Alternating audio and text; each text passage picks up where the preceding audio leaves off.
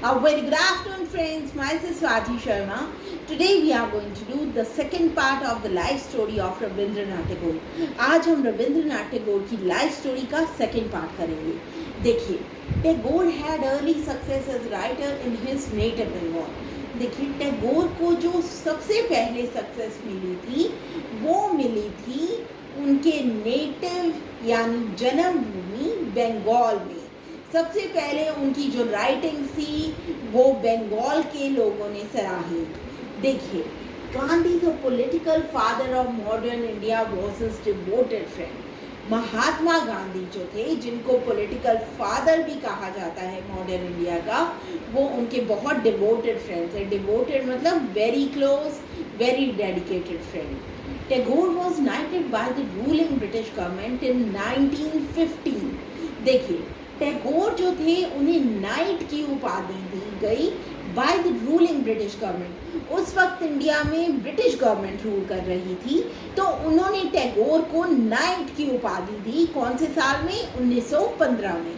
But within a few years ही return the honour. लेकिन कुछ ही सालों बाद उन्होंने ये जो नाइट की उपाधि थी, ये जो ऑनर था, वापस कर दिया ब्रिटिश गवर्नमेंट को. क्यों?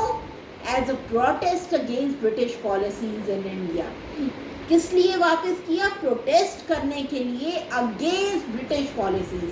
ब्रिटिश की जो पॉलिसीज थी इंडिया में, उसको आगे प्रोटेस्ट करने के लिए उन्होंने ये उपाधि वापस कर दी. देखिए, although Tagore wrote successfully in all literary honors, he was first of all a poet.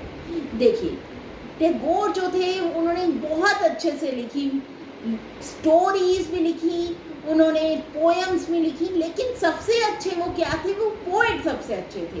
वो पोएट्री में वो सबसे अच्छे थे.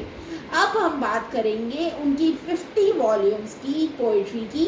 तो शुरू करते हैं. देखिए, मानसी जो थी ये उन्होंने 1890 में लिखी. द आइडियल वन ये लिखी 1890 में. सोनार तरी ये लिखी 1894 में, जिसे कहते हैं द गोल्डन वोट. गीतांजलि ये लिखी इन्होंने 1910 में. Song offering. गीति माल्या ये लिखी 1914 में. रीड ऑफ सॉन्ग्स एंड बालका ये लिखी 1916 में. The flight of cranes. The gardener ये लिखी 1913 में. फ्रूट गैदरिंग लिखी 1916 में. एंड द फ्यूजिटिव ये लिखी 1921 में. टैगोर्स मेजर प्लेज आर राजा. उनके जो बड़े प्लेज हैं वो हैं राजा, जो उन्होंने लिखे 1910 में. The king of the dark chamber भी से कहते हैं, डाकघर ये लिखा 1912 में. The post office.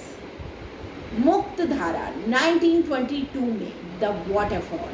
So friends, that was all about it. We'll further talk about the life story of Rabindranath Tagore in the part 3. Thank you.